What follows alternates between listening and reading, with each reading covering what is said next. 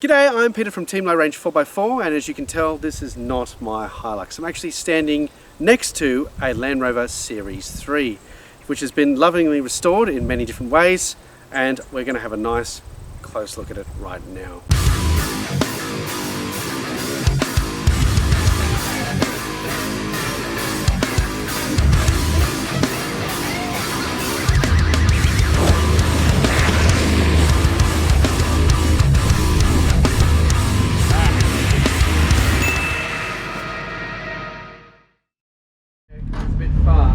That's crazy.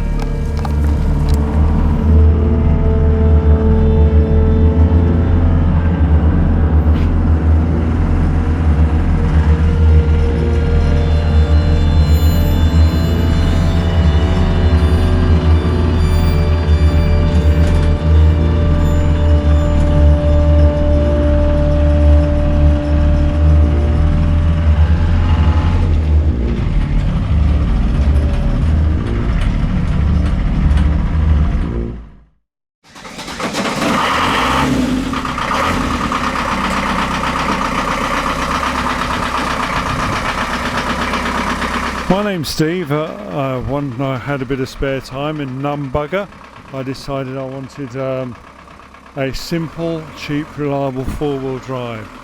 And so I went down the path of restoring an old Series 3 Land Rover.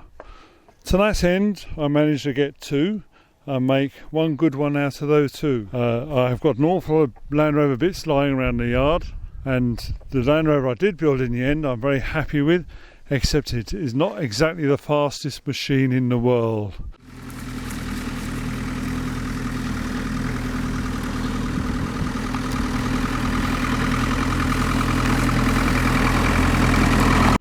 It meets all the other requirements as I expected of it.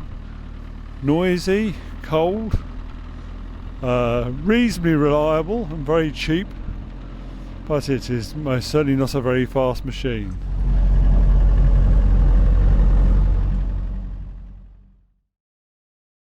My first time in a Land Rover, and I'm going to give it a crack, just obviously on gravel tracks. I'm used to the gravel tracks, and I just want to get a feel for how it used to be and whether or not I'm missing out. So let's have a quick crack at it.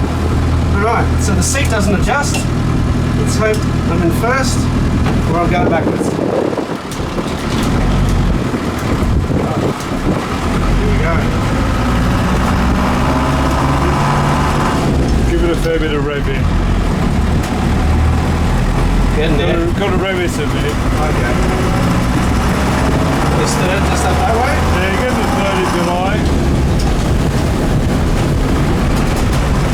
And I guess I'm going to give it a bit to get up this hill. Yep.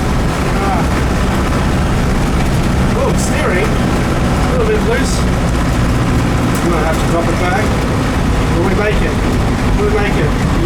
Probably not. Oh, you got a fourth there. Manual. Here we go. So, it's not too different to a modern day car.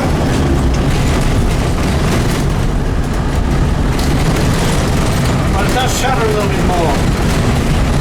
All the gauges and stuff are in their perfect place. And my first impressions is it's actually less bumpy than the Hilux.